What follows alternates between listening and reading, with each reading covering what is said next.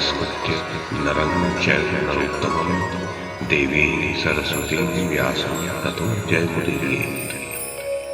ओम नमो भगवते वासुदेवाय। ओम नमः पितामहाय। ओम नमः प्रजापतिभ्यः। ओम नमः कृष्णद्वैपायनाय। ओम नमः सर्वविघ्नविनायकेभ्यः।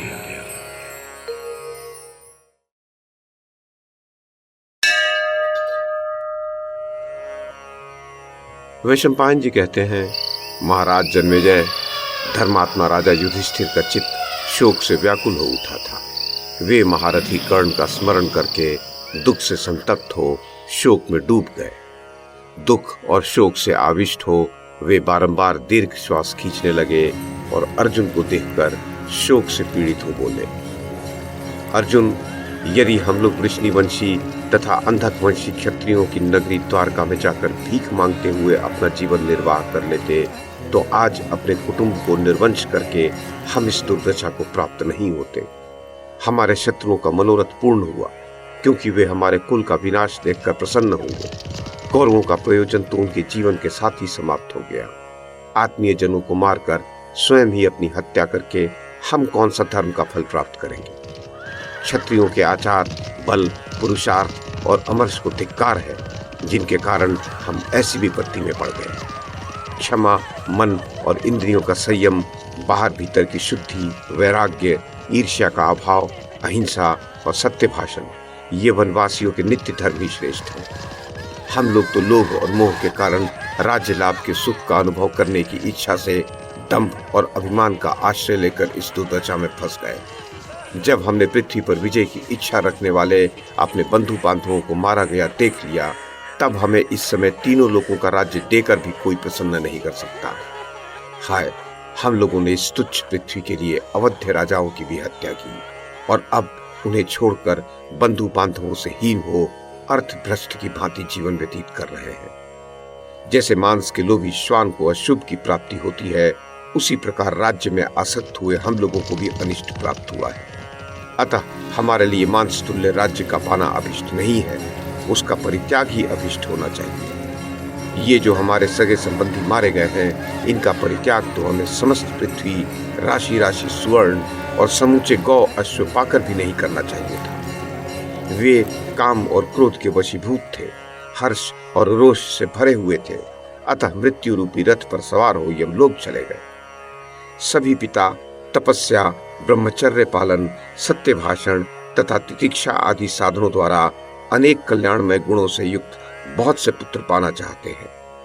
इसी प्रकार सभी माताएं उपवास, यज्ञ, व्रत, कौतुक और मंगलमय कृत्यों द्वारा उत्तम पुत्र की इच्छा रखकर 10 महीनों तक अपने गर्भों का भरण पोषण करती हैं। उन सब का यही उद्देश्य होता है कि यदि कुशल पूर्वक बच्चे पैदा होंगे, पैदा होने पर यदि जीवित रहेंगे तथा बलवान होकर यदि अच्छे गुणों से संपन्न होंगे तो हमें इहलोक और परलोक में सुख देंगे। इस प्रकार वे दीन माताएं फल की आकांक्षा रखती हैं, परंतु उनका यह उद्योग सर्वथा निष्फल हो गया, क्योंकि हम लोगों ने उन सब माताओं के नवयुवक पुत्रों को जो विशुद्ध सुवर्ण में कुंडलों से अलंकृत थे मार डाला। वे इस भूलोक के भोगों के उपभोग का अवसर न पाकर देवताओं और पितरों का ऋण उतारे बिना ही यमलोक चले गए।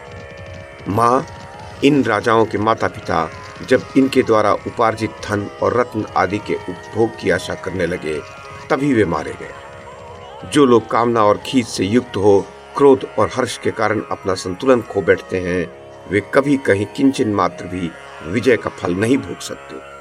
पांचालों और कौरवों के जो वीर मारे गए, वे तो मर ही गए, नहीं तो आज ये संसार देखता कि वे सब अपने ही पुरुषार्थ से कैसी ऊंची स्थिति में पहुंच गए हैं। हम लोग ही इस जगत के विनाश के कारण मारे गए हैं, परंतु इसका सारा उत्तरदायित्व धृतराष्ट्र के पुत्रों पर ही पड़ेगा। हम लोगों ने कभी कोई बुराई नहीं की थी, तब भी राजा धृतराष्ट्र सदा हमसे द्वेष रखते थे। उनकी बुद्धि निरंतर हमें ठगने की ही बात सोचा करती थी। वे माया का आश्रय लेने वाले थे और मिथ्या ही विनय अथवा नम्रता दिखाया करते थे। इस युद्ध से न तो हमारी कामना सफल हुई और न वे कौरव ही सफल मनोरथ हुए। न हमारी जीत हुई न उनकी। उन्होंने न तो इस पृथ्वी का उपभोग किया, न स्त्रियों का सुख देखा और न ही गीत वाद्य का ही आनंद लिया। मंत्रियों, सुहृदों तथा वेद शास्त्रों के ज्ञाता विद्वानों की भी बातें वे नहीं सुन सके। बहुमूल्य रत्न, पृथ्वी के राज्य तथा धन की आय का भी सुख भोगने का उन्हें अवसर नहीं मिला। दुर्योधन हमसे द्वेष रखने के कारण सदा संतप्त रहकर कभी यहाँ सुख नहीं पाता था। हम लोगों के पास वैसी समृद्धि देखकर उसकी कांति फीकी पड़ती गई थी। वह चिंता से सूखकर पीला और दुर्बल हो गया था। सुबल पुत्र शकुनी ने राजा धृतराष्ट्र को दुर्योधन की अवस्था सूचित की थी। पुत्र के प्रति अधिक आसक्त होने के कारण पिता धृतराष्ट्र ने अन्याय में स्थित हो उसकी इच्छा का अनुमोदन किया। इस विषय में उन्होंने अपने पिता गंगानंदन भीष्म तथा भाई विदुर से राय लेने की भी इच्छा नहीं की। उनकी इसी दुर्नीति के कारण निसंदेह राजा धृतराष्ट्र को भी वैसा ही विनाश प्राप्त हुआ है जैसा कि मुझे। वे अपने अपवित्र आचार विचार वाले लोभी एवं कामासक्त पुत्र को वश में न रखने के कारण उसका तथा उसके सहोदर भाइयों का वध करवाकर स्वयं भी उज्जवल यश से भ्रष्ट हो गए। हम लोगों के प्रति सदा द्वेष रखने वाला पाप बुद्धि दुर्योधन इन दोनों वृद्धों को शोक की अग्नि में झोंक कर चला गया। संधि के लिए गए हुए श्री कृष्ण के समीप युद्ध की इच्छा वाले दुर्योधन ने जैसी बात कही थी, वैसी बात कौन भाई बंधु कुलीन होकर भी अपने सुहृदों के लिए कह सकता है। हम लोगों ने तेज से प्रकाशित होने वाली संपूर्ण दिशाओं में मानो अग्नि लगा दी और अपने ही दोष से सदा के लिए नष्ट हो गए। हमारे प्रति शत्रुता का मूर्तिमान स्वरूप वो दुर्बुद्धि दुर्योधन पूर्णतः बंधन में बंध गया। दुर्योधन के कारण ही हमारे स्कूल का पतन हो गया। हम लोग अवध नरेशों का वध करके संसार में निंदा के पात्र हो गए। राजा धृतराष्ट्र स्कूल का विनाश करने वाले दुर्बुद्धि एवं पापात्मा दुर्योधन को इस राष्ट्र का स्वामी बनाकर आज शोक की अग्नि में चल रहे हैं। हमने शूरवीरों को मारा, पाप किया और अपने ही देश का विनाश कर डाला। शत्रुओं को मारकर हमारा क्रोध तो दूर हो गया, परंतु यह शोक मुझे निरंतर घेरे रह रहा है। धनंजय, किया हुआ पाप कहने से, शुभ कर्म करने से, पछताने से, दान करने से और तपस्या से भी नष्ट होता है। निवृत्ति परायण होने, तीर्थ यात्रा करने तथा वेद शास्त्रों का स्वाध्याय एवं जप करने से भी पाप दूर होता है। श्रुति का कथन है कि त्यागी पुरुष पाप नहीं कर सकता तथा वह जन्म और मरण के बंधन में भी नहीं पड़ता। धनंजय, उसे मोक्ष का मार्ग मिल जाता है और वह ज्ञानी एवं स्थिर बुद्धि मुनि द्वंद्व रहित होकर तत्काल ब्रह्म साक्षात्कार कर लेता है। शत्रुओं को तपाने वाले अर्जुन, मैं अब तुम सब लोगों से विदा लेकर वन में चला जाऊंगा। शत्रुसूदन, श्रुति कहती है कि संग्रह परिग्रह में फंसा हुआ मनुष्य पूर्णतः धर्म अर्थात परमात्मा का दर्शन नहीं प्राप्त कर सकता। इसका मुझे प्रत्यक्ष अनुभव हो रहा है। मैंने राज्य और धन के संग्रह की इच्छा रखकर केवल पाप बटोरा है, जो जन्म और मृत्यु का मुख्य कारण होता है। श्रुति का कथन है कि परिग्रह से पाप ही प्राप्त हो सकता है।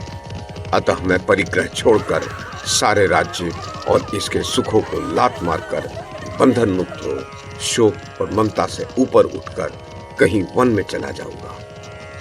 कुरुनंदन, इस निष्कंटक एवं कुशल क्षेम से युक्त पृथ्वी का तुम शासन करो। मेरा अब राज्य और भोगों से कोई संबंध नहीं। महाराज जन्मेजय, इतना कहकर गुरुराज युधिष्ठिर चुप हो गए। तब कुंती के सबसे छोटे पुत्र अर्जुन ने भाषण देना आरंभ किया।